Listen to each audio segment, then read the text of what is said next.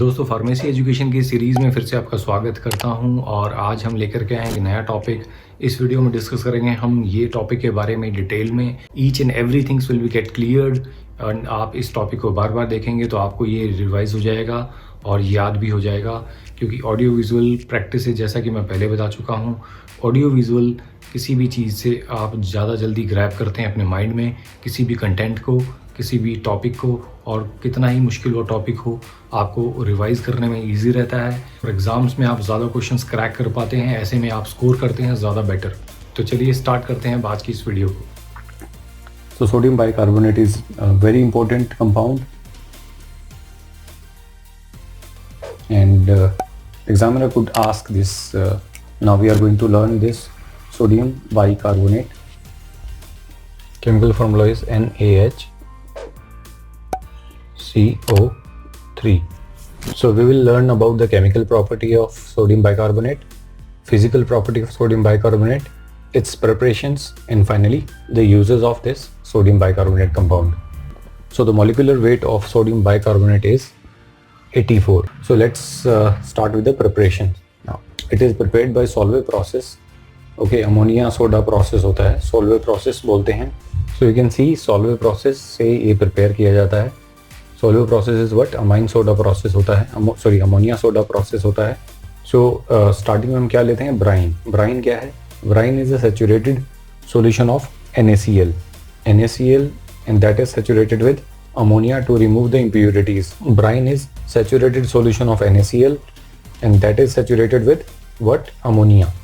Ammonia के साथ saturate किया जाता है brine को, and why we are doing this? To remove the impurities of magnesium and iron. Okay, and you know इसको फिर heat करते हैं 30 minutes के लिए. इसमें से CO2 पास किया जाता है और फिर हमारे पास सॉल्यूशन बन जाता है.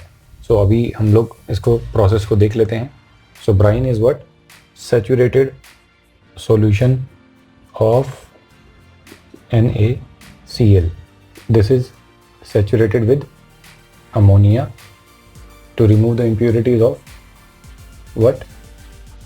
Magnesium and iron. ओके, तो मैग्नीशियम एंड आयरन की इम्प्योरिटीज़ रिमूव करने के लिए इसको हम सैचुरेट करते हैं विद व्हाट? अमोनिया. कितनी देर के लिए? 30 मिनट्स के लिए. कैसे करते हैं? हीट करके करते हैं. क्या पास करते हैं? CO2 पास करते हैं इसमें से. ओके, CO2 पास करके इसमें से, और इसको हीट किया जाता है. So now you can see ammonia को ट्रीट किया जाता है Mg++. Mg के ऊपर 2 आयंस होते हैं, 2 पॉजिटिव आयंस होते हैं, एंड विद वाटर. और ये क्या देता है? MgOH2. क्योंकि ये 2 प्लस थे तो Mg का OH का होल 2 आ जाएगा. Mg के साथ 2 आयन अटैच हो गए हाइड्रोक्साइड के, प्लस NH4 प्लस हमें निकलता है. ओके, उसके बाद रिएक्ट करेंगे water plus CO2. Okay, then ये कार्बन डाइऑक्साइड एंड वाटर के साथ क्या बनेगा? H2CO3. Now this NH4 and this H2CO3, NH4 and H2CO3 will further react here. Okay, NH4 plus H2CO3. This will give what? NH4HCO3. NH4HCO3. Okay, NH4HCO3 plus H plus. एक H रह गया यहाँ से, H plus आ गया. Okay, now यहाँ पे ये जो सोडियम बाइकार्बोनेट हमें मिला एंड एक हाइड्रोजन आयन मिला. नाउ दिस विल, अब हम क्या करेंगे? ये सोडियम बाइकार्बोनेट को रिएक्ट करेंगे NaCl के साथ. ओके, NaCl के साथ रिएक्ट करेंगे. सो NH4HCO3 will react with NaCl. Okay, this is what we call as brine solution. Okay, so इसको बोलते हैं हम brine solution, ये जो ऊपर लिखा मैंने. So ये बन गया हमारा brine solution, ये बन गया हमारा ये. अब इनके करने से क्या बनेगा? हमें क्या बनाना था? Sodium bicarbonate. सोडियम बाइकार्बोनेट बनेगा NaH NaHCO3 और क्या निकलेगा साथ में, NaHCO3 NH4Cl। ओके, क्या बचा, NH4 बच गया और ये यहाँ से क्लोराइड है। सो क्या निकलेगा, NH4Cl। ओके, NaHCO3 ये आ गया, NaHCO3 NH4Cl बच गया, NH4Cl यहाँ आ गया, राइट। अब हम देख लेते हैं इसकी फिजिकल प्रॉपर्टीज। सो ये हमारा बेसिकली सोडियम बाइकार्बोनेट बन के तैयार हो गया दोस्तों, और इसके बाद हम डिस्कस करते हैं फिजिकल प्रॉपर्टीज को। तो इसकी फिजिकल प्रॉपर्टीज हम देख लेते हैं। फिजिकल प्रॉपर्टीज में क्या है, फर्स्ट है this is white crystalline powder होता है ये। Okay, second is this is soluble in water. Okay, what is this, white crystalline powder होता है एंड सोल्यूबल इन वाटर होता है। अब इसकी केमिकल प्रॉपर्टी देख लेते हैं। हीट करने पे फर्स्ट करते हैं, अगर सोडियम बाइकार्बोनेट को अगर हम इसको हीट करते हैं तो it gets converted into what, sodium carbonate, और साथ में क्या निकलता है, साथ में ये CO2 देता है प्लस H2O देता है, राइट। देखो इसको जब इसके नीचे से हीट दी है ना, जब इसको गर्म किया नीचे से, तो इसने क्या दिया, Na2CO3 दिया, सोडियम कार्बोनेट दिया और साथ में 2 बच्चे दिए। ओके, तो इसको नीचे से हीट करना ज़रूरी है। ओके, इसको गर्म करना ज़रूरी है। गर्म जैसे ही करोगे तो ये क्या यील्ड करेगा, CO2 प्लस वाटर, मतलब carbon dioxide plus water plus sodium carbonate.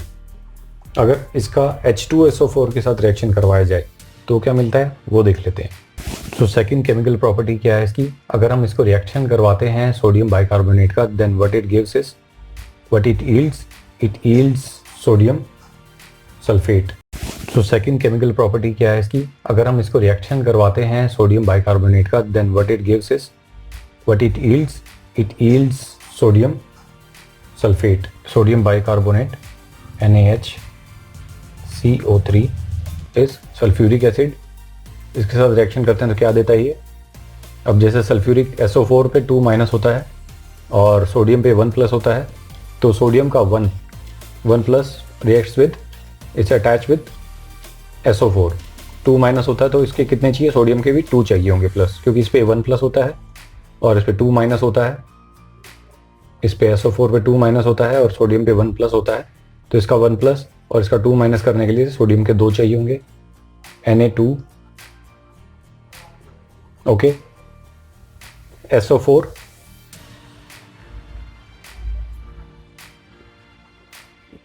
Na2 SO4 आ गया, बचा क्या, साथ में चुनु मुनु आए CO2 plus H2O।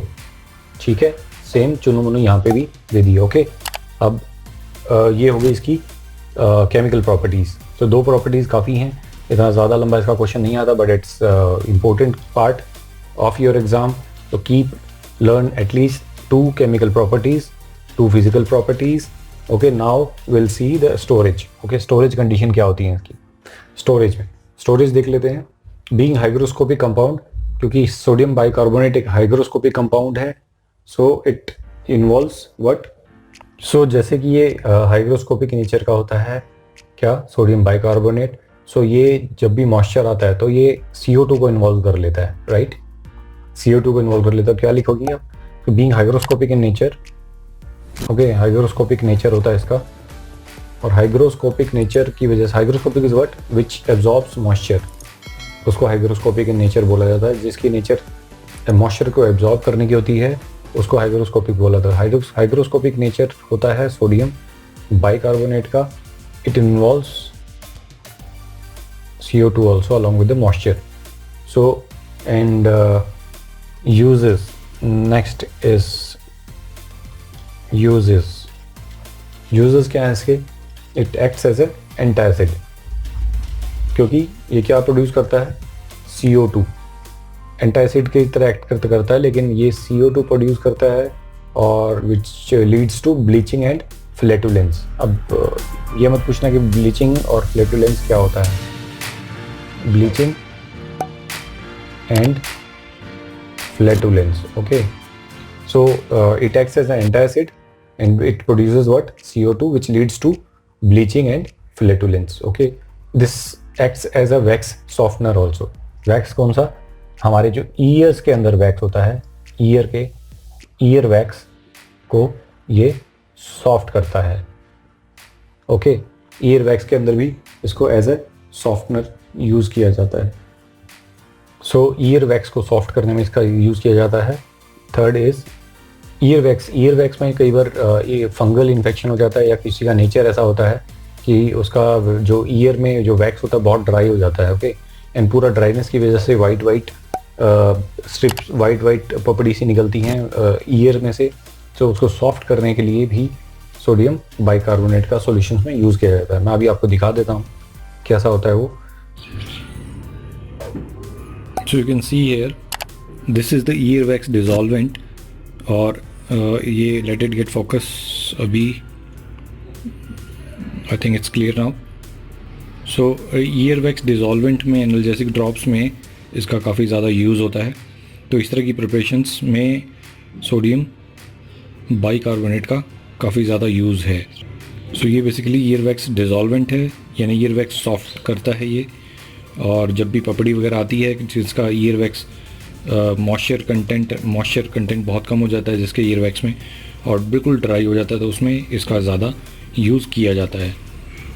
Just to make it more interactive होके मैंने आपको ये प्रोडक्ट दिखाया है. So I hope this would be little bit helpful for you. So और इसके अलावा और क्या यूज़ है इसका है आई लोशन में. ओके, आई लोशन में भी इसका यूज़ किया जाता है. IV injections. ओके, प्लस और किस चीज़ में यूज़ किया जा सकता है? IV इंजेक्शंस किस चीज़ में यूज़ होते हैं? इंजेक्शंस के अलावा जो इलेक्ट्रोलाइट्स यूज़ होते हैं इंजेक्शन देते टाइम, जो कैनुला की हेल्प से इंजेक्शन दिए जाते हैं, आपने देखा होगा हॉस्पिटल्स में. देखो होता क्या है कि जब IV इंजेक्शन आप देते हो तो डायरेक्ट इंसर्ट ना करके कैनुला से देते हैं, और साथ में इलेक्ट्रोलाइट सॉल्यूशन के साथ देते हैं. ओके, इलेक्ट्रोलाइट सॉल्यूशन में उसको डाला जाता है इंजेक्शन, ताकि वो एकदम से इरिटेंट फील ना करे पेशेंट को, और स्लोली वो बॉडी में एब्जॉर्ब होता रहे. सो IV के थ्रू दिया जाता है इंट्रावीनस इंजेक्शंस जो होते हैं. और इलेक्ट्रोलाइट रेप्लिंचर भी इसका यूज़ किया जाता है, इलेक्ट्रोलाइट रेप्लिंचर. ओके, ईयरवैक्स को सॉफ्ट करता है ये. ईयरवैक्स की जो प्रिपरेशंस आती है मैं आपको दिखा दूंगा. उसमें एनाल्जेसिक प्रॉपर्टी भी होती है, वो थोड़ा सा पेन में भी रिलीव करता है, प्लस ईयरवैक्स को सॉफ्ट भी करता है. और एंटासिड्स की तरह यूज़ होता है ये, and it creates what? Bleaching and flatulence. So ये सारी चीज़ें होंगी friends. I think this is enough.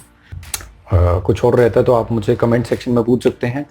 Comment section में आप जैसे ही पूछेंगे हम लोग उसका रिप्लाई करेंगे. हमारी टीम में कोई भी मेंबर उसका रिप्लाई करेगा, and you will get your solution. Okay, अगर possible हुआ, if it is a very big topic which you will ask in the comment section, we will make a new video also for that particular topic, right?